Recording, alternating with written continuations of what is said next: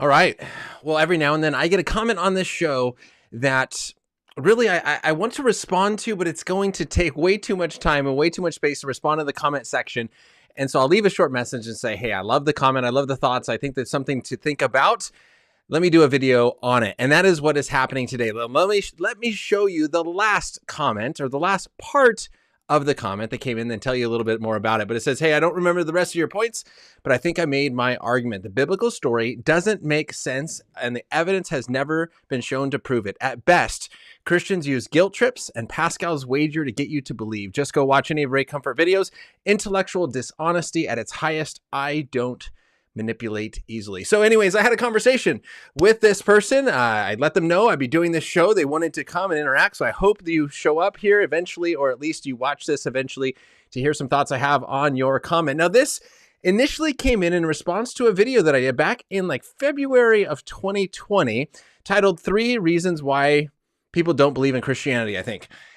And so I go into what is it that guides our decision-making process. And my conclusion was kind of, it's not all evidence that guides all decisions. And this is also true of Christians. It is often not the evidence that gets us to believe what we believe, but we believe for a wide range of other reasons. And so it's kind of the idea of the video. And in the video, I very briefly mentioned kind of 10 maybe arguments or lines of evidence that point to the truth of Christianity. Like God is the best explanation of the beginning of the universe. God's the best explanation for the design, like design in our body and biology, the best explanation for the fine-tuning of the universe, the best explanation for objective moral values and duties, the best explanation of the existence of evil, that God's the best explanation for the fulfilled prophecies, pointing to Jesus Christ. Let's see, what else did I say? He talked about the resurrection of Jesus is the best explanation that fits the facts of Jesus' life. And then near-death experiences, the existence of consciousness, and I think that was kind of it. And so those were things that I very briefly mentioned in the video. And I asked this question, do atheists actually have intellectual arguments against all of these arguments for Christianity? Do they have defeaters to each one of these points?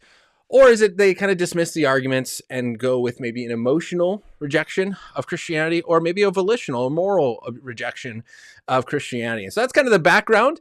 And so those were my points that I brought up. And so one skeptic, one person commented on each one of those points and said, here is a thought or a response to all those different lines of evidence that you posted. And so in today's show, this is a big introduction, but today's show is for me to then go through and work through each of his points. And so we're going to talk about all those different evidences and his responses to them, and then my thoughts on his response. And so let me take that step back and let you know, if this is your first time here, my name is Ryan Pauly. This show is geared to help you think deeply about Christianity, to defend it well, and to faithfully live it out. And I want to hopefully equip you to engage the culture for Jesus. That is my goal. That is my hope here on this show. And so doing that today, we're going to be thinking about Christianity. We're going to be looking at the arguments and reasons to believe in Christianity and to address those points. Now, from the start, let me just kind of mention, because there's a lot of information that I'm going to try to cover in a very short amount of time. And so with a lot of these topics that we're going to be looking at, I have done in-depth, longer interviews with scholars on those topics. And so what I'm going to try to do is, after the show is all done, and this may take a little while, but after the show's all done, I'm going to do timestamps of each one of the objections that we're going to cover, as well as in each of those timestamps or under each objection, the videos with different scholars and authors that I have done related to that topic, if you want to go deeper into that specific issue. So I'm going to try to provide that for you so you can jump ahead to something that is of interest. And if you want to go deeper, there's another resource for you. So I want to get that done for you. So with that, let me jump in, and we're going to kind of work through these. And again, if you have questions, if you have comments, if you have objections that you also want to raise, I want to encourage you to put those in the live chat. Slam and Eddie, good to see you guys here. Always good to see you here at the show. And so we're going to jump in. So starting off, he starts off and says, wrong. I base my views on intellectual grounds. How is God the best answer for the beginning of the universe when we don't know the beginning? Big Bang is just a starting point. Now, again, as we work through these, I want you to kind of think of that last comment that he made, talking about that people believe in Christianity because of guilt trips and Pascal's wager, that we just kind of make you feel guilty, that there is no proof, that the biblical story does not make sense. At best, all we have are guilt trips and Pascal's wager. There's no evidence to point to this. And so I want to work through and I want to try to provide some evidence and think through some of these points that he brings up here. So first of all, he says, look, I'm wrong. He bases his views on intellectual grounds. Now, let me just kind of back up a little bit. If you didn't watch the original video and you want to, pause this and go down in the description below. That original video is there. It's short, like 4 minutes. But I didn't say that people don't object to Christianity based on intellectual grounds. That absolutely does happen. There are, as I mentioned, there are 3 different categories of doubt. I think that there are intellectual doubts, intellectual rejections, that some people just simply believe it's not true. There are then emotional objections or doubts, people that have had tough experiences. This comes from pain and hurt within the church or with Christians. And so if Christians have hurt you, if Christians have done something that affects you very negatively, then often people don't want to be associated with Christianity or the church because of experiences that they have had, emotional experiences. Not that they just have emotional reasons, but kind of these experiences that have to do with their emotions. And the last is volitional or moral objections or rejections of Christianity, where I just want to live a different way. Now, again, I'm not saying that this is all 3 are true of every single person, but this, in my experience, I've seen all 3. There was an atheist when I first got into apologetics. I started having conversations with, and he talked about how he was an atheist. And he didn't think it was true. And we spent about 2 or so days working through the evidence. He was staying at my house. And after a few days of working through the evidence late at night, talking about everything you can imagine, he ended up coming to faith. And when he accepted Christ at a church service that he attended, he mentioned back to me and said, hey, I said, did I think I see what I just saw? Did I see what I think I just saw? And he goes, yeah. He goes, after talking with you, I had no more excuses. Right. So here he had these intellectual reasons that were kind of stopping him from accepting the truth of Christianity. And we worked through each of those, and he was convinced then that Christianity was true and accepted Christ. But I've also had students, and I've talked to people personally who have told me flat out, if I admit that Christianity is true, I will have to stop doing the things I want to do.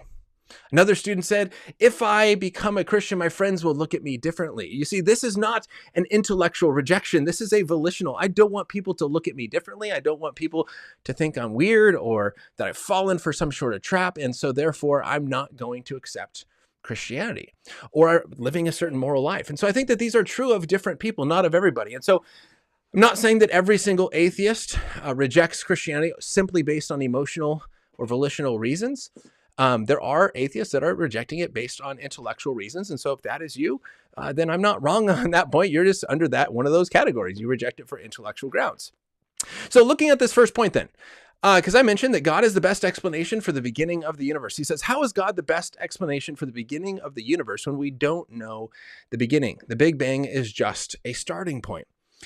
Well, I want to kind of think through this a little bit because we don't have to know everything about something, specifically of where that thing came from, in order to kind of narrow down the options of how it got there, right? Think of archaeology, for example. If you are an archaeologist and you're digging randomly in the ground and you start to find some pottery or some arrowheads, some shaped rocks, or you start to find paintings in a cave or something, you could say, yeah, well, we don't know how it got here. But that still is not unreasonable to say, look, there are some certain options that it can't have happened. This probably did not form naturally. There's not a natural explanation for how artwork got on the wall of a cave. We don't know who put it here. We don't know how it got here, but clearly this is the work of intelligence because it's artwork painting on a cave wall. There's pottery in the ground. This is something that humans do. And so what we're recognizing is here, like, we don't have to know everything about it, but it still can eliminate some options. And so when it looks at the beginning of the universe, when we look at the Big Bang, we're talking about the nature of the beginning. We don't have to know everything about it, but what happened here? And he says the Big Bang is just a starting point. Okay, so a starting point of what?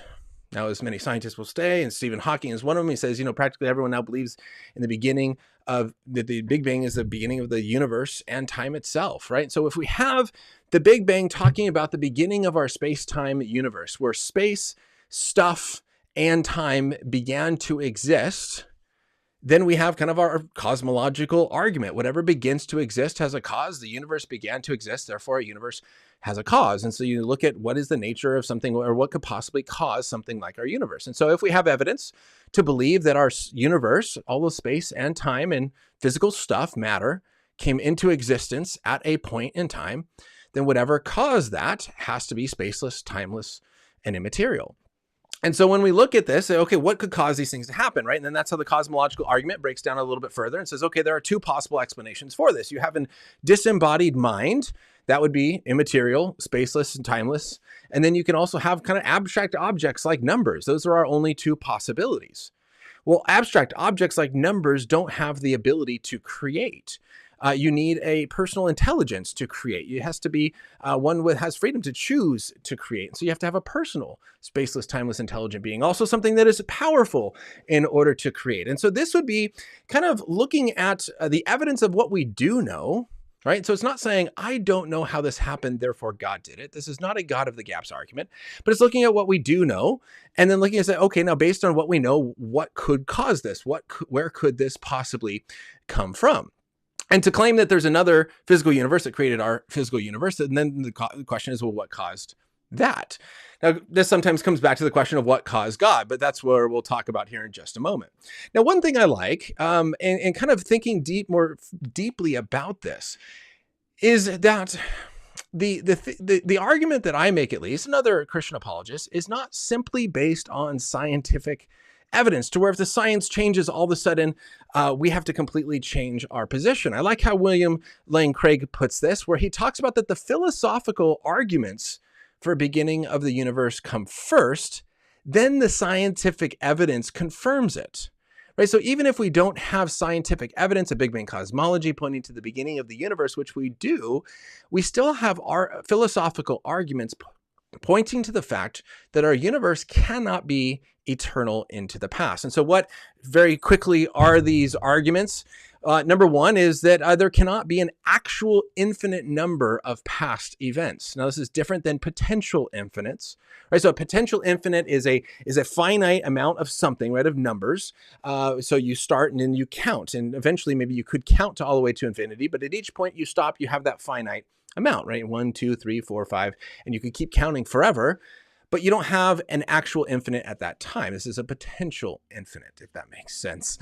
That's different than an actual infinite, where you actually have the infinite set right in front of you. And so there are a lot of reasons that we can go into, and I talk about this a little bit in my interview with William Lane Craig on objections to the cosmological argument that you can hopefully find down below later on after I get to that and finish this. But this would be an example of saying, look, there cannot be an actual infinite number of past events, of an actual infinite number of past events. There has to be a finite number of past events, and therefore our universe cannot be actually infinite. There has to be a beginning to our universe. And this is based on philosophy, not just science. Now, the second kind of argument that I like that kind of builds off of this is the finite number of past events have to be so because as time goes on, it's kind of like dominoes getting knocked over. Or the example that I like is fireworks, right? Where you have to have this unmoved mover, if you have to have this uncaused first cause. And so it's like this. If you have to set up a tube to launch fireworks, right? Before you can launch the firework, you have to set up the tube. Now, if before you could launch that firework, you have to set up one more tube before that, right? 2 tubes now of fireworks to have that fireworks show. And in order to set up, to launch the fireworks, you need one more tube, right? So if in order to have a fireworks show, before you can push the button to launch the first firework, you have to set up an infinite number of firework launching tubes. Will you ever have a fireworks show? The answer is no. If you're watching a fireworks show, you know that eventually they stopped setting up firework launching tubes and they pushed the button. Right, in a similar way, if you think about the fireworks show as living in the present moment right now, and there's a number of tubes they had to set up for you to get to that moment of the show. If they had to set up an infinite number of tubes, the show never begins. In the same way, if we have to pass through an infinite number of past events before we get to today, then we would never get to today, because before you could live today, you have to live the day before and the day before, and you have to live through an infinite number of days before reaching the present. So I probably kind of butchered this as I've tried to go quickly, but here are two different philosophical arguments pointing to the fact that our universe had a beginning.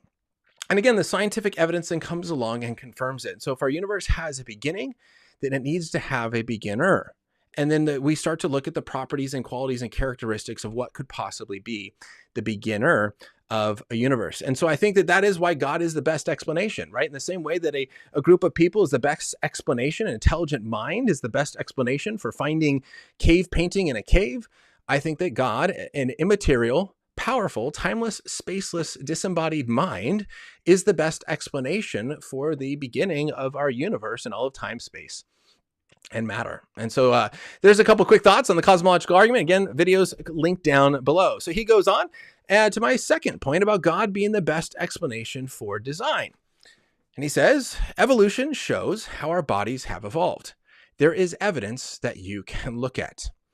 Now, this is hard for me to respond to because the evidence is not presented, right? This is a claim that evolution shows this, there's evidence. And so again, my question would be, okay, how did you come to this conclusion? What is the evidence that you're referring to?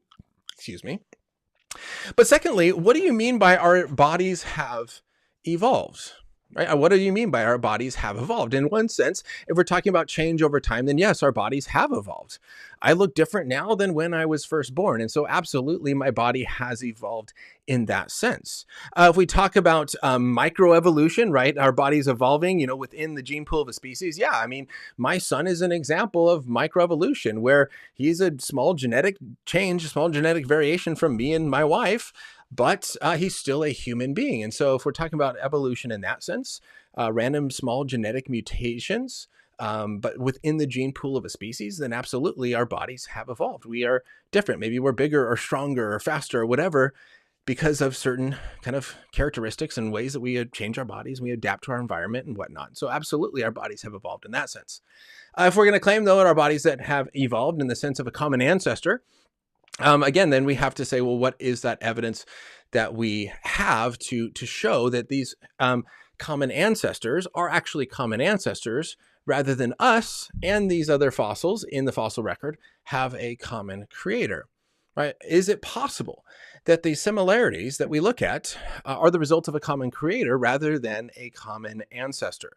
And so again, this comes back to that question of does God exist or not? And so if you say, no, it's not a common creator, it has to be only a common ancestor, then the question is, okay, well, why not? Why not common creator? If the answer is, well, because the creator does not exist, God does not exist, okay, I can see why we get to the belief that that evolution shows the design of our bodies is false, that there is no because there is no creator. But then we have to take that step back and say, okay, what are our reasons for believing that God exists? Kind of what we just talked about a little bit in point number one. Now, if you say, yes, it's possible that it's a common creator and it's possible that it's a common ancestor, but here's why common ancestor makes more sense.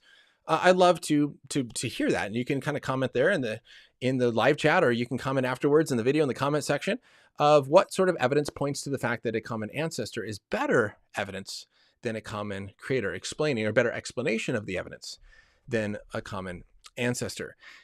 Again, on this, I'll post it in the video below, but I've done a couple interviews on with Fuzz Rana, Dr. Fuzz Rana, one on evolution, looking at all these different explanations. The other interview, very much more recently, on biochemical systems and design within biochemical systems within our body, and that design pointing to a designer. And so those might be some videos that are interesting if you want to dig deeper a little bit into it. All right, so moving on from evolution to the next point. Again, I feel like I'm going so fast, but hey, we're working through 8 different points here, and so each one gets a few minutes.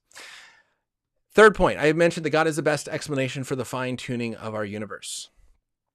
Now, he says in response to this, the fine-tuning of our universe is an after-the-fact belief. You look at it with hindsight and say someone created this, when it's cause and effect. Where the earth formed gave rise to the possibility of life. Every once in a while, somebody wins the lottery. Alrighty. Now, a couple things to think through with this one. Again, I want to kind of come back to the archaeology example. I think that would be very similar of kind of what he mentions here of an after the fact belief, right? So So yeah, what the fine tuning of the universe does is we look at characteristics of our universe and go, wow, this is finely tuned for life. This is designed for a purpose. This fits in, the Goldilocks zone. It's not too big, it's not too small, it's just right. And then we have to ask that question, what are the possibilities for this? And again, I talk about this in my interview with Dr. Fozrana, and he looks at the Goldilocks zone, or the anthropic principle within biochemistry. Normally this is applied to astronomy. And so we say, look, if something is just right, not too hot, not too cold, not too far, not too close, not too long, not too short, then these just right parameters seem to point to a purposeful design. And so again, it's similar to, I think, archaeology, where we look at that, we recognize what constitutes design and how this points to design and say, therefore, must be a designer. In the same way that we find some pottery in the ground as an archaeologist, and you say, this must have come from a person. This must have come from an intelligent being, must have created this. And it's kind of an after the fact. Based on what we find, this thing we found has certain characteristics that are not best explained by natural causes. They're best explained by an intelligent cause. And so then we attach that intelligent cause onto that thing that we have found. So I think the same is done here with the fine tuning of the universe.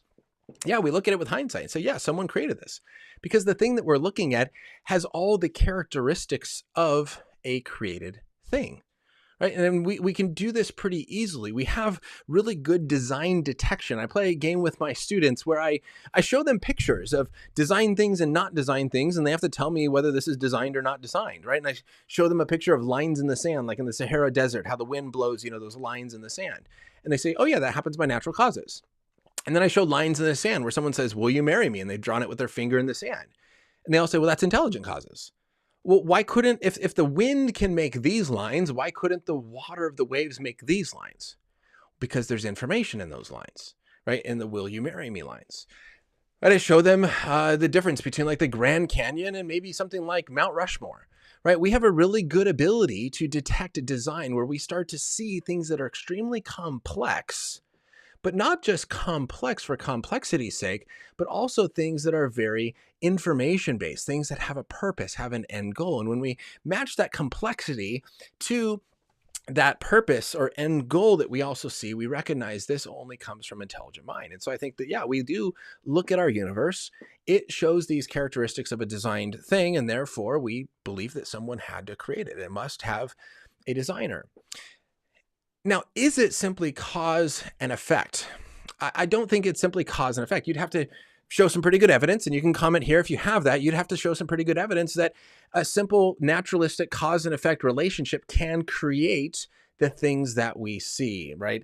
That can create and put information into something. What sort of cause can create that sort of effect unless it is an intelligent cause? How can a naturalistic cause put information onto a paper? How can a naturalistic cause create the fine tuning that we see and the parameters that we see it? And so I think that you would have to provide some evidence. This is a claim that it's just cause and effect. And I want to see maybe some explanation or some evidence to support that it is simply cause and effect, and how that cause of a naturalistic cause can produce the effect of the intelligence and fine tuning that we see. And it goes on and says, when the earth formed, gave rise to the possibility of human life. Every once in a while, somebody wins the lottery. Yeah, somebody sometimes does get lucky. But again, we asked this question. This came up in my interview with Dr. Fozrana as well on the anthropic principle in biochemistry. Is the common example of this is if I commit some sort of crime where I'm deserving of death by firing squad. And so there are 10 trained marksmen all pointing their guns at me, and I am blindfolded. And I'm standing there like this, blindfolded, and I hear ready, aim, fire, and all 10 shoot. And they're standing, 10, 15, 20 feet in front of me. And I am still alive. Would you say, well, you just happened to get lucky? Or would the better explanation be they missed for some reason? They were given an order not to hit me. There must be some sort of purpose or some sort of better explanation than simply I just got lucky. And so I think that's similar to what we see in the fine tuning of the universe. Did we really just get lucky, like as in insanely lucky? And I think that when you look at some of these arguments for the fine tuning of our universe, it is beyond luck. It is beyond. It's getting 10 royal flushes flopped to you in a row playing poker. At some point you say, look, someone stacked the deck. That's not possible. You can't get this in a while. So this is, I think, is not just simply luck. I think there is some reasons for design in our universe. All right, 25 minutes in, we are still going. Next one, I talked about how God is the best explanation for objective moral values and duties and the existence of evil. And he comments here and says, evil exists because humans, as evolved as we like to think we are influenced by our past and the current environment.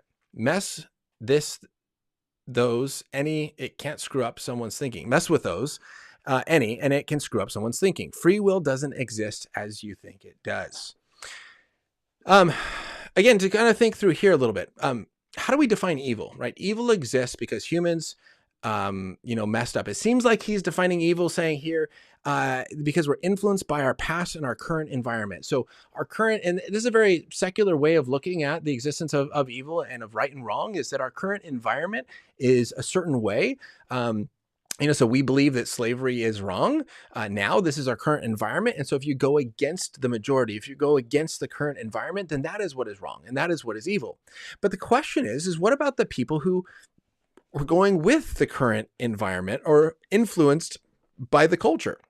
So what about those in the 1800s where slavery was legal, accepted by people, and this is what the current environment was?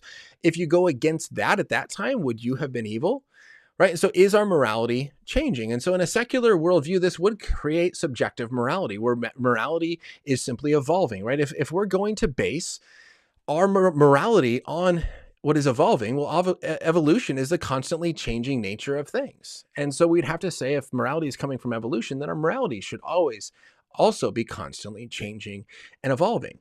And so from this view, I think that this does kind of go along with what I think is that we do have, and maybe this is what it's pushing against, that we do have objective moral values and duties, and that an evolutionary theory, a naturalistic theory, cannot give you those objective moral values and duties. It always comes back to this subjectivism. And so he may say, oh, no, yeah, evil is not actually wrong. We're just evolved to think these things are wrong, but they're not actually wrong. I don't know if that's your view, but this is what it seems like. We're just evolved to think this way because of our culture. So are you saying then that things like slavery, rape, abusing children for fun, are those not actually wrong? Are those only things that we as a culture don't like, that we've disagreed about, but it's not actually wrong, and that eventually in the future it could evolve one day to become wrong? I don't think that's the case. Here I would agree with J.P. Moreland, right, where he talks about how we can know moral facts even better than scientific facts, right, where he gives examples of how the scientific understanding of the electron has changed throughout history, where we have changed what we view and how we understand what an electron is. And there's been, he says, something like 4 different views throughout, the modern science. And he goes, could I imagine something that we discover in the next 50 or 100 years that gives us a new, better, deeper understanding of the electron, where what we realize is true now is actually false, we were mistaken, and that something else is true? Well, sure. It's happened before. This is what science is doing. It's always clarifying and correcting. He goes, now, could you imagine anything in the next 100 years that we could learn or discover that would show that molesting children for fun is not wrong? I would agree with him when he says, no, there is nothing. And I think this is a good point, is that there's moral knowledge that we can know with more confidence and more certainty than even some scientific knowledge. And so we're not just messing with an environment and screwing up someone's thinking. What we're saying is that we recognize that there's actual objective right and wrong, and that God is the best explanation for this. Without a divine lawgiver, you don't have objective moral laws that we have to follow. And then it comes down to either a cultural relativism, that truth changes based on culture to culture, or or individual relativism, where I just get to make my own rules. Now, again, if we're then going to say that there is no objective moral values and duties, that there is no objective right and wrong, then you also have no evil. And this is that famous quote by Richard Dawkins, where he says, there's no good, no evil, nothing but blind, pitiless indifference. And I cut out other parts, but that's part of what he says, right? Because we have to think about, well, what is evil? Evil is not just that which disagrees with culture.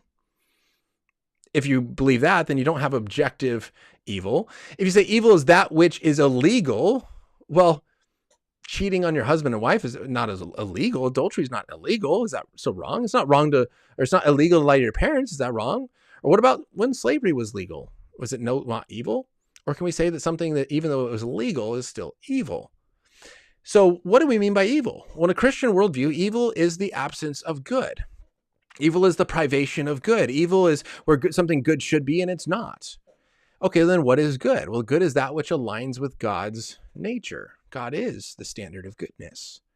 And so in that case, we have an objective standard of goodness. Evil is the absence of goodness. And so we can actually call something evil. Evil doesn't exist unless you have good, and you don't have good unless you have God. All you have are just cultural beliefs and opinions. And in my talk that I give to high schoolers on why God allows evil, I kind of give it this way: is like in a secular view where evil and good and bad and right and wrong is just preferences or opinions. It's like saying God does not exist because of pineapple on pizza. Well, I don't like it. Why, if God was all powerful and all good, why would he create something so disgusting?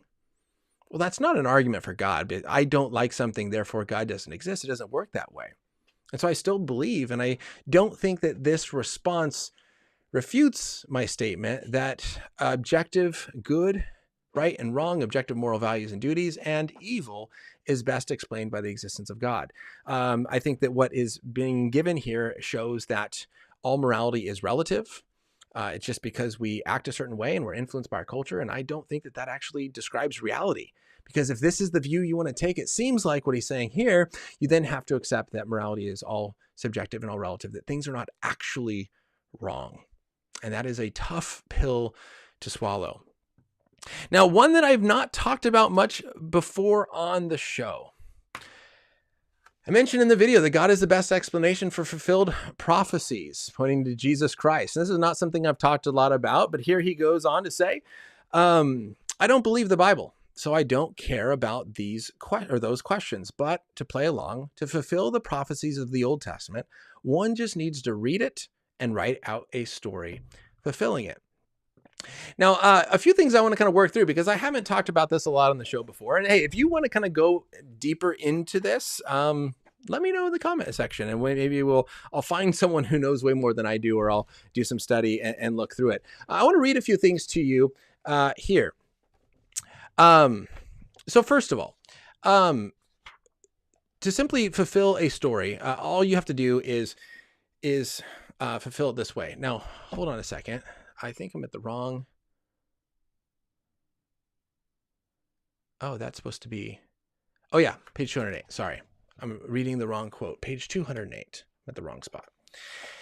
Now, in the book, this is what I have here in front of me. Let me show it to you. Evidence that demands a verdict. There is a section on the fulfilled prophecies of Jesus, and the first objection that is mentioned in the book is that the gospel authors deliberately crafted their biographies of Jesus so that to make Jesus appear to fulfill the Old Testament scriptures. Right. And so here's kind of the exact thing here is, look, I don't think this story is true. I think that the writers just simply wrote a story about Jesus saying that he fulfilled these things, but he didn't actually fulfill it. Now, in Evidence That Demands a Verdict, Sean McDowell and all of his helpers and his dad give a response. And I just want to kind of look through this really quick with you. There are 4 different responses that he quickly looks at in response to this specific objection. And then after that, I want to get into some of the fulfilled prophecies and why I do think this points to evidence for Christianity. They say here, answer. This is on page 208 if you're interested. There are several reasons to believe that the gospel authors reported Jesus' life and words accurately. They wrote the truth even at risk of persecution. They did not play with their audiences. They did not play to what their audiences might expect. So number 1, first response to this specific objection. At the time the gospels were written, the Christian church was undergoing considerable persecution. Many Christians were martyred for the faith in excruciating and inhumane ways, such as by crucifixion, being burned alive, or being fed to wild animals. Since the gospel writers had nothing obvious to gain from the inventing of a new religion and everything to lose, this suggests they recorded what they actually happened and what Jesus really said. Wouldn't it be interesting? Why would the gospels lie and create this story full of lies just to fulfill these prophecies to get themselves killed? That doesn't seem to fit. Second response to this objection, it says the Gospels, as we have them, demonstrate restraint on the part of the writer, since Jesus is conspicuously silent on many of the controversial topics that were debated in the early church, including whether Gentile Christians had to undergo circumcision, the role of women, the practice of speaking in tongues, etc. If the Gospel writers had felt at liberty to make things up out of whole cloth, it seems likely that Jesus would have addressed these issues, right? And so if you're just making up this story, trying to fulfill this thing and get Jesus to say the things you want, it seems like you would get him to address these big issues that, hey, Jesus spoke on this, therefore there's that authority. Number 3, it is worthy to note, although the gospel authors evidently embraced a highly elevated Christology, Jesus himself, in quoted speech, is remarkably cryptic about his self-identity. It seems likely that if the gospel authors had felt themselves at liberty to make things up, Jesus would have stressed his own messianic and divine status much more emphatically. And fourth, if the Gospels are simply just reading the story and the prophecies of the Old Testament and then writing the story to fulfill it, it says here, the Jewish understanding of the Messiah, the messianic prophecies, emphasized a coming king, so that in the time of Jesus, they hoped for a Messiah, they would evict the Roman occupation.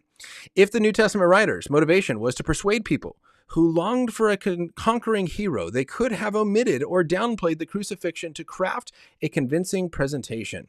But they didn't, since instead they gave it emphasis. They wrote a truthful account, and in doing so, they revealed in a far deeper way the saving role of the Messiah. And so I think here that these are 4 good reasons to question this kind of simple dismissal, that they are simply just making this story up. Now, again, if we're talking about evidence, right, if we're claiming that Christians just simply use guilt trips and Pascal's wager, and that we need to be making our decisions based on evidence, my question would be, what evidence do we have that shows the gospel writers are simply making up this story to fulfill the prophecies?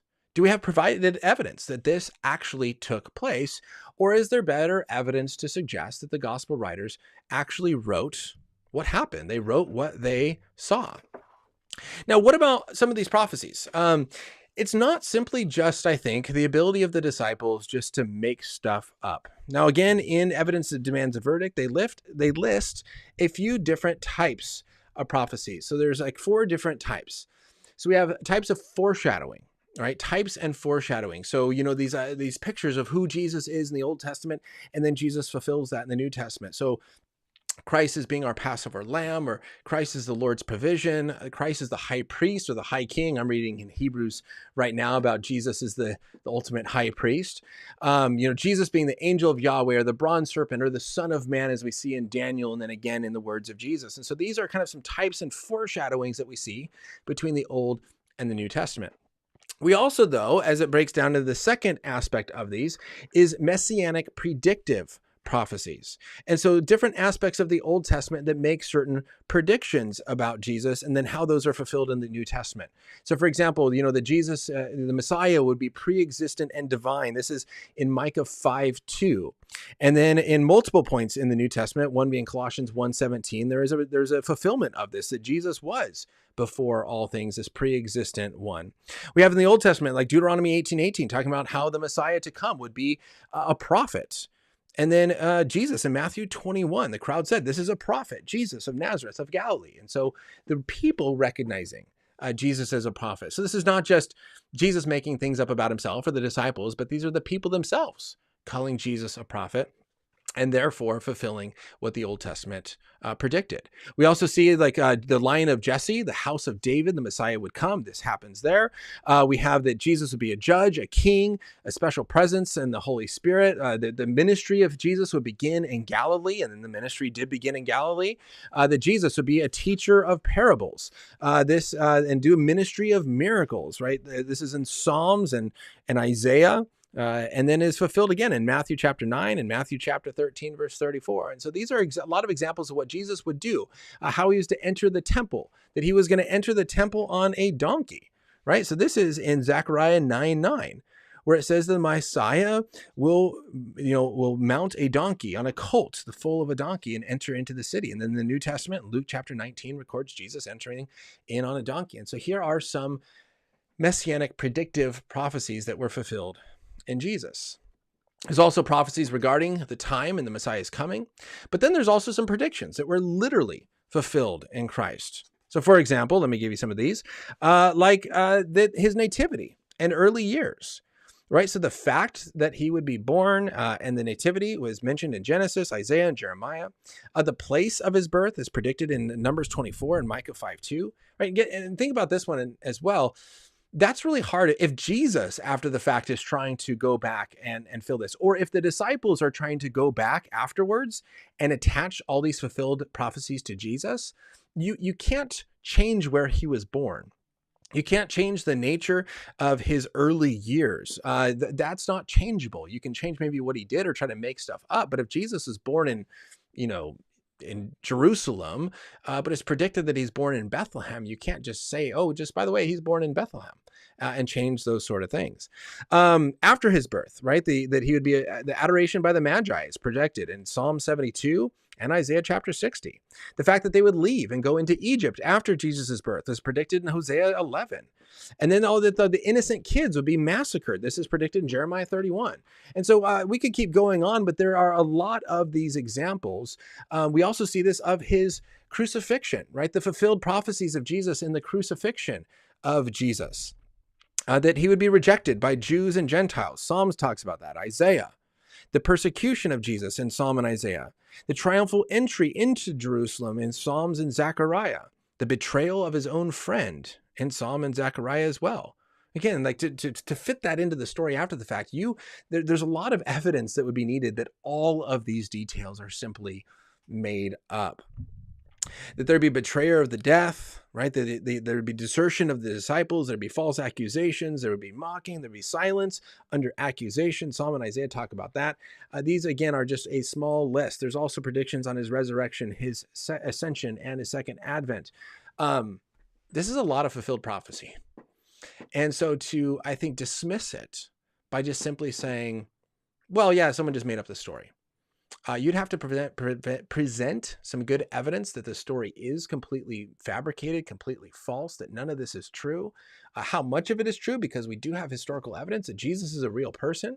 And so this, I think, is going to be a difficult task, rather to say, look, I think that there is good evidence for the reliability of the Bible and for then these fulfilled prophecies. And again, recognizing that if you're going to make the objection that these the prophecies were added later, right? That was a big discovery with the Dead Sea Scrolls, is that we have the complete Isaiah scroll making a lot of these predictions of Jesus, and that scroll dates to before the time of Jesus, right? So that changes the objection from being Jesus did all these things, and now Christians are going back in, altering the Old Testament, putting in these things in the Old Testament to be fulfilled in Jesus, to where now that we have scrolls dating these prophecies to pre-Jesus, now you have to change the argument and say, no, we've now changed and fabricated the story of Jesus. And so again, that would be something we need evidence to support. And again, just to say, no, I just don't think it's true. Someone just made it up. Again, I would push back and say, hey, that sounds more of kind of an unevidence-based, not an intellectual response. And so if we're talking about these reasons why people reject, do we simply base everything on intellectual grounds? Okay, then what is the intellectual ground in which this comment is based? What evidence do we have? Now, again, I recognize this is a long comment that was written, but also a short amount of space that you don't want to put a lot. So, hey, if you want to comment, I would love to see that, because again, I'm trying to look into this and try to figure out what is the truth and what makes the most sense based on what we know. Now, working through these again, next one, there is no evidence outside the Bible of Jesus' resurrection. This is because I said the best explanation of the facts of the resurrection is that Jesus rose from the dead. So he says there's no evidence outside the Bible of Jesus' resurrection. We're to take a story as true with nothing backing it. Gospels were written decades later, and any outside sources are dated decades to centuries later. Now notice this really quickly. Go back to the first part of this. It says there is no evidence outside the Bible. And then later on it says any outside source is dated decades or centuries later. So are there outside sources and evidences that are just too late, or are there no outside sources? So it seems to kind of be like covering all those bases and saying there's no outside source, but if you find one, it's too late. Maybe that's kind of how it is put here. So it's like, are there no sources, or are there sources? They're just too late. You're kind of making both claims. It says, all you have is a New Testament writing about a story that even Christians will admit is far-fetched and impossible to believe. People don't come back from the dead, actual death, brain death. I say that with 100% certainty. Now for this, I want to read a quote by Norman Geisler, because I think Christians get this objection a lot and maybe don't respond the best that we can. Because often, and what I'm going to do, and I think a good response is to show what some of those, what some of those evidences are from outside the Bible. But I think that this very objection is not a good objection. Now, let me read a quote by Norman Geisler, because he's way smarter than I do, and he phrases this better than I could. Here is what Norman Geisler says. He says, "The objection that the writings are partisan involves a significant but false implication that witnesses cannot be reliable if they were close to the one about whom they gave testimony. This is clearly false," right? So like he says, there's no evidence outside the Bible. Well, why are you rejecting the evidence in the Bible? Why is it that we only are, or that we think somehow evidence outside the Bible is better? So to say, look, that the evidence inside the Bible of the resurrection of Jesus is clearly false because, they're too close. They believe, right? They're biased or something like that. And he's saying, look, this idea is clearly false. Here's why. Survivors of the Jewish Holocaust were close to the events they have described to the world. That very fact puts them in the best position to know what happened. They were there. It happened to them. The same applies to the court testimony of someone who survived a vicious attack. It applies to survivors of Normandy invasion during World War II or the Tet offenses during the Vietnam War. The New Testament witness should not be disqualified because they were too close to the events they relate, right? Don't we want the people that were there? I know it's like, and I think J. Warner Wallace talks about this in Cold Case Christianity. It's like, well, you clearly say that they're guilty because, that's what you believe. It's like, well, yeah, that's what I believe. But ask the question, why do I believe it? Why do I think that they're guilty? Because I saw them commit the crime. That's why I'm saying that they're guilty, is I saw them. So you can't dismiss someone just because they're claiming guilty or innocent, because they were there, they should have it. Now, Geisler goes on and says this: suppose there were 4 eyewitnesses to a murder. There was also one witness who arrived on the scene after the actual killing and saw only the victim's body. Another person heard a second-hand report of the killing. In the trial, the defense attorney argues, other than the 4 eyewitnesses, this is a weak case, and the charges should be dismissed for lack of evidence.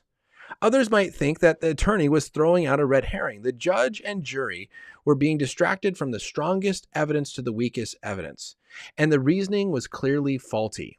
Since the New Testament, right? So think about that for a second. It's saying, if you're going to say, look, here's your 4 eyewitnesses who saw the murder, and here's the person who came afterwards and saw the dead body, but clearly they're too close. They're saying the conclusion I don't like. So let's dismiss them and say, now, whatever their evidence do you have?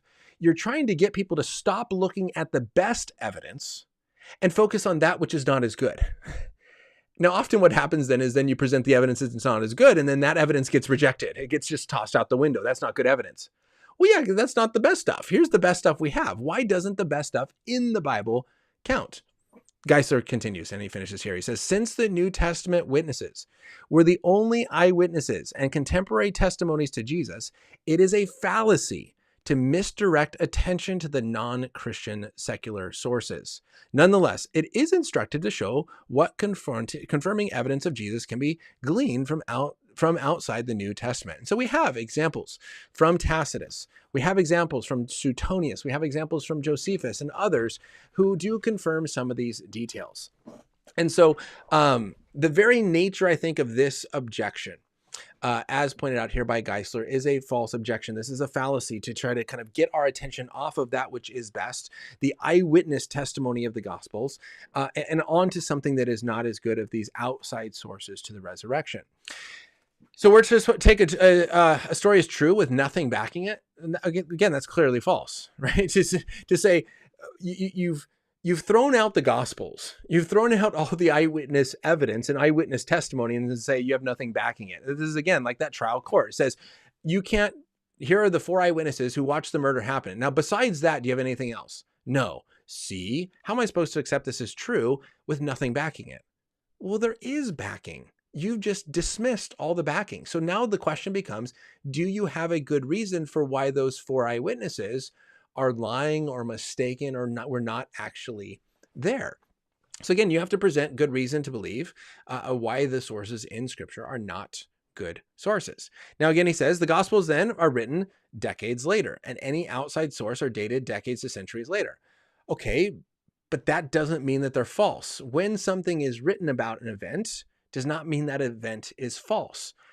I could write a book about September 11, 2001. Now, I've written it a decade after the event, right? 2 decades later. But I can still recount that event and give true details because I was alive. I watched it happen on TV. Now, it'd be better if it was coming from someone who was there. But again, then here's the eyewitness testimony, someone who was in New York, who saw the buildings fall, and 20 years later, decades later, they write an event. You can't dismiss that eyewitness testimony because either one, they were there, or because they wrote it late. Now, is it possible the story has changed? Yeah, but you have to then show evidence to why the story has changed or how it has changed over that time. It says all you have is a New Testament writing. It's not just all we have. That's a good amount, and there's others, about a story that even Christians will admit is far-fetched and impossible to believe. I don't know what Christians you're referring to. The evidence, the resurrection is hard to believe because we don't see people rising every day. As you mentioned there, people don't come back from the dead, actual dead, brain dead. I say that with 100% certainty. Yeah, you're right. Naturalistically speaking, we're not claiming that Jesus rose from the dead by natural causes, for which causes other people to rise from the dead that we are now see and are used to experiencing. Right? The claim here is that Jesus rose from the dead supernaturally, that God raised him from the dead. And this goes back to, again, the evolution question, other issues that we've raised in the past of this is assuming, is coming from a secular worldview, assuming that God does not exist. Supernatural things are not possible. It's a naturalistic framework saying that there's a natural explanation for everything. Naturalistically, people don't come back from the dead. Therefore, the resurrection story cannot be true. And therefore, the gospel writers must be mistaken. Notice this doesn't object to any of the evidence for the resurrection, the evidence that even non-Christian historians and scholars accept, like Jesus died by Roman crucifixion, the tomb of Jesus was empty, the disciples had claimed to see the risen Jesus, and the lives of people like Paul and James are transformed. It doesn't address any of that. And we recognize that the main objection to the resurrection hypothesis, or the resurrection explanation, is it requires a supernatural event. But we're not claiming that this takes place in a natural world. I like the way that Frank Turek put it, is like, if people rose from the dead all the time, then you tell someone, hey, by the way, Jesus rose from the dead. He came back from the dead. Then the response would be like, well, so did Uncle Bob, and now I have to give the inheritance back. Right? It's partially miracles are unexpected. Miracles are supernatural events to where it should open up our eyes and go, wow, something crazy happened here, because it's not something that should have taken place. This gives us reason to believe it is something supernatural. If people actually came back from the dead, then the resurrection of Jesus is nothing special. It's just a normal, everyday, common occurrence.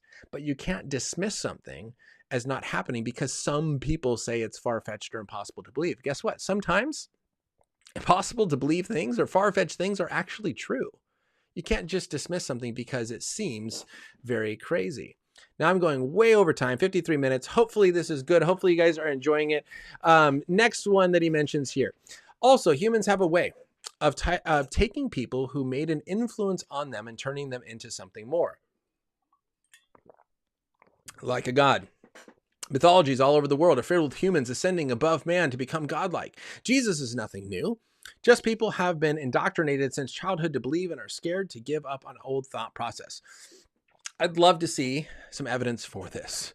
That the only reason is indoctrination and people being scared to give up on old thought process. That to me, if I'm honest, like that to me seems like the scare tactic. That seems like the guilt trip. That's like, you're just scared to give this up, rather than looking at it evidentially.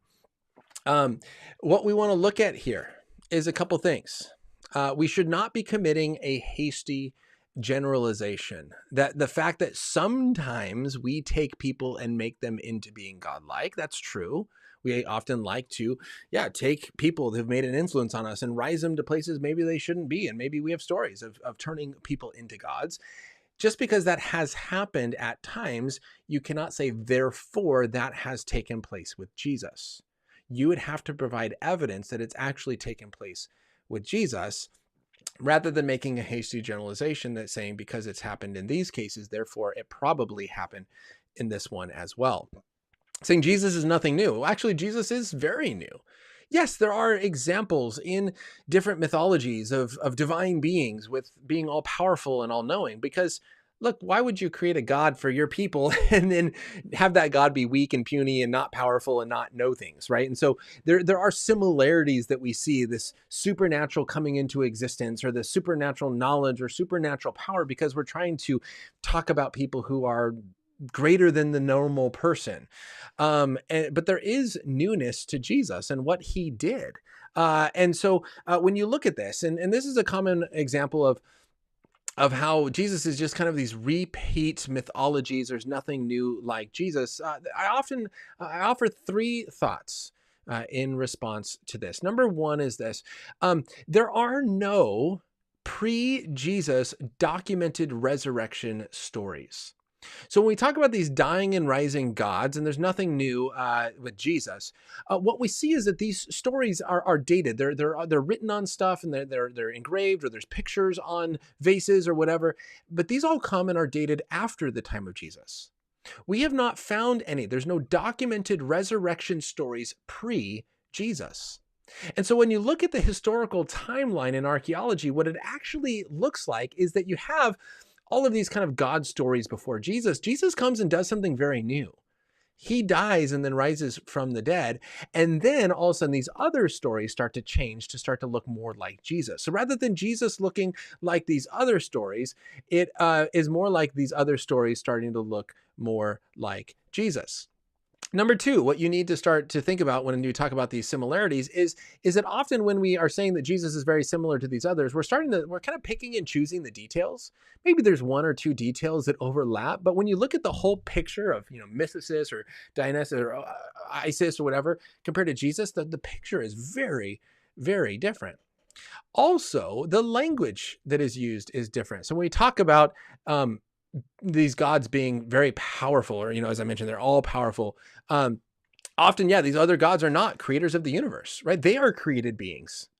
When we talk about them dying and rising, this often is very different. Like I forget off the top of my head, but there's one story of this getting chopped up in all these pieces, and somehow this is rising from the dead.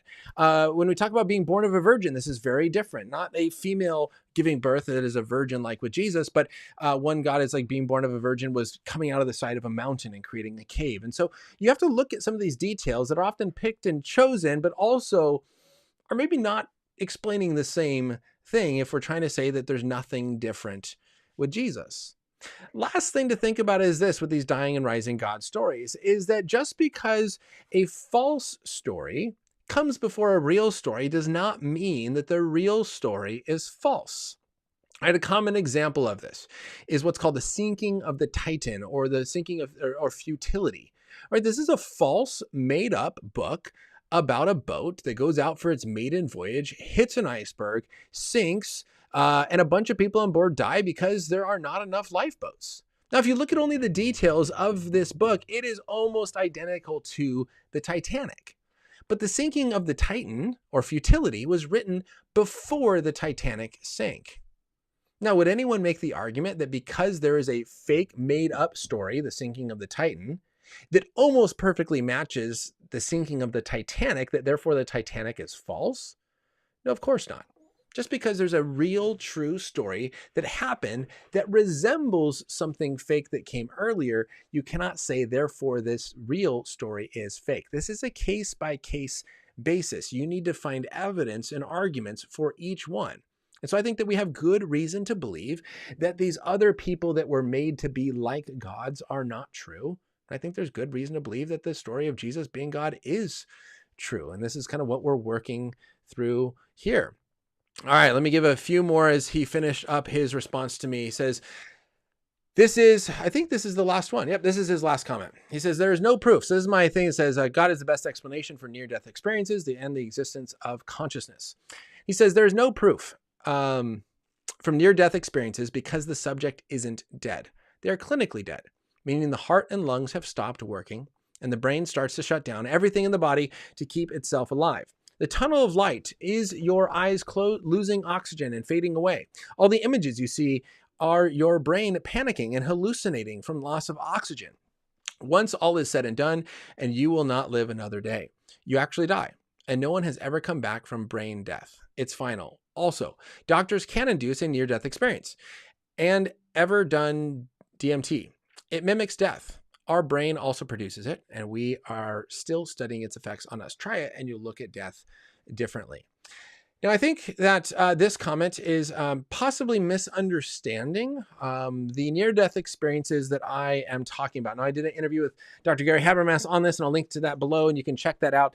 But here's a book that has over 100 verified, as it says here, paranormal phenomena from near-death experiences.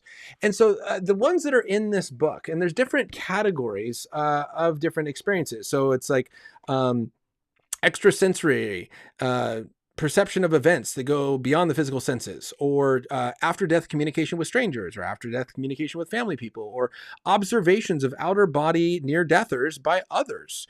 And so there's things here that is not simply, I saw a tunnel of light, right? And I talked to my grandpa, right? Because I loved my grandpa before I died, or before he died, and then I went and talked to grandpa. And this also is not simply as mentioned here. This is not just an image that they saw previously, a hallucination of some past event that they had. What these experiences talk about here is gaining new information, one that they would not have had otherwise. And many of these are when there is no brain or heart activity. So if you want to argue they're not actually dead, or they're not brain dead, well, there's no measurable brain activity. And their body is on the table.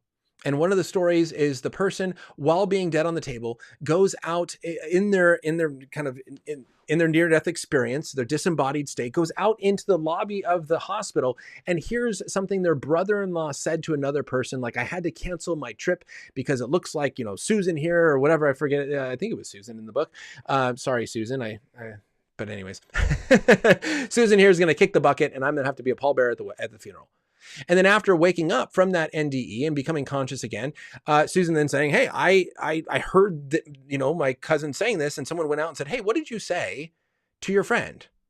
And the cousin said, well, I said, I had to cancel my plans because blah, blah, blah, blah. And it was exactly what the person heard while they were unconscious on the table. Right? There's other examples of the person being unconscious on the table, going into cardiac arrest, having no measurable brain activity, and then coming out of the body and seeing a serial number on a machine, an oxygen machine inside of the hospital room that had a 12-digit serial number. This machine was 6 feet tall.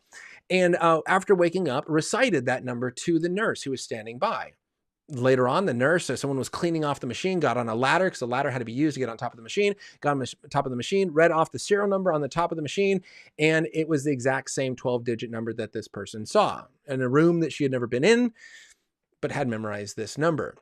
Now, Dr. Habermas and his team went and talked to some of the people who were in that room, some of the doctors who were in that very room when that event took place. Now, there are others of people going around, one of a woman seeing a shoe on the ledge, the 3rd-story ledge of a hospital where the lace was tucked under the shoe, and all these sort of things. So the point that I'm making here is that this is not just simply seeing an image that I saw once before in the past, or having a conversation with a dead loved one that I cannot actually verify, but this is these are people going into parts of the physical world and seeing and experiencing things that then can later be verified. And there's over 100 here in this book. So now you can go again, maybe, and claim, well, they're all lying. But again, there's good reason. These are people that have devices or have information that verify the claims that they are making. And so to say that we want to ground our knowledge on intellectual reasons, but yet maybe to dismiss over 100 stories here in this book as everyone is lying, that's not an intellectual reason. That's starting with a pre-commitment. That is our presupposition saying these sort of things are not possible. You do not have a soul, therefore this is not possible. Therefore, um, this is not evidence pointing to God. I think NDEs are good evidence pointing to God. Again, as I went on, but the comment here doesn't look at. I think that the fact that we are conscious beings is incredible evidence for God. I've talked about that before, and I don't think actually that is what is mentioned here about simply just seeing a tunnel of light or images hallucinating in the brain actually represents the types of NDEs that I am referring to and that I have read. And so finishing up then to the last comment that I pointed out to the beginning, if you have any thing that you want to put in the live chat, I'd love to respond to it here. I don't see anything right now. It says, I don't remember the rest of your points, but I think I made my argument. The biblical story doesn't make any sense. It doesn't make sense. I would like to know what parts of it don't make sense. And the evidence has never been shown to prove it. I think I've given some evidence here. I've responded with historical evidence, with some archaeological evidence from historical records, from evidence from philosophy and from science that confirm different details, eyewitness testimony as evidence. And so I think I have been given evidence to prove it. I don't think I'm using a guilt trip. This does not make you feel guilty.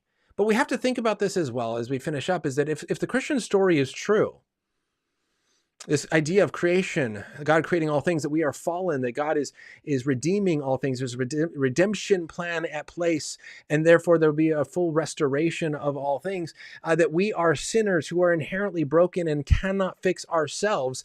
It's possible that I feel guilty because I am guilty. And again, I think if we're only using guilt trips, I don't think that is appropriate. But I think that it absolutely is appropriate to point out what is true about reality and the standard that God calls us to live to. And if someone feels guilty, that's not evidence or reason to reject it. That's a reason to change the reason we're feeling guilty. Now, I had this conversation with my high schoolers not too long ago, where from a secular view, you feel guilty because culture is telling you what you're doing is wrong, but it's not actually wrong. And therefore just reject what culture says, and therefore the feeling of guilt goes away. But from a Christian view, maybe you feel guilty because you actually are. Now, we often, I think, and this is where we get different rejections of God, where it's not just an intellectual rejection, but it's a moral rejection. If I'm living a life of sin and I feel guilty for doing it because I go to church or I read my Bible where God is saying this is a sin, and we're at church is preaching that this is a sin, and I feel guilty for doing it, one way to stop feeling guilty is to remove myself from God and from the church. And then maybe I stop feeling guilty because I'm no longer around anyone who is calling me out on my wrongness. I start to believe I'm right. So I don't think that we should only use guilt trips, but maybe that is a valid way to recognize and help people see who they are. And I think also one of the things I've talked with students about that has been huge in them is also recognizing this idea of true justice is not true in a secular worldview. Sometimes bad people don't get punished, and sometimes good people do get the worst of it. And there's no true, lasting, or eternal justice without Christianity in an afterlife and God making all things right. There's something that hits home with that idea of like, no, but I want justice, and Christianity gives that to you. That doesn't make something false, but there are satisfactions of our things that satisfy our desires. I desire, I'm hunger, and food satisfies that desire. We have desires for justice and mercy, and God satisfies those things. Doesn't mean that God is false. I hope that we also don't just simply use Pascal's wager. Now, I have an interview quite a while ago on this, talking about Pascal. Pascal's wager is never meant to be an evidence for Christianity, right? This idea of if Christianity is false, I lose nothing. But if Christianity is true, not believing in Christianity, you lose everything. That's not an evidence or a proof for Christianity, but that is something to get people to think deeper and go, okay, that's true. If I'm wrong, this has a huge effect. If I'm wrong, it has no effect. So that should just cause us to say, maybe I should look into this a little bit more. And that's what Pascal was trying to do there, is trying to get people to look more seriously at these. Now, I'm not going to make a comment on Ray Comfort videos, but I don't think that this is manipulation.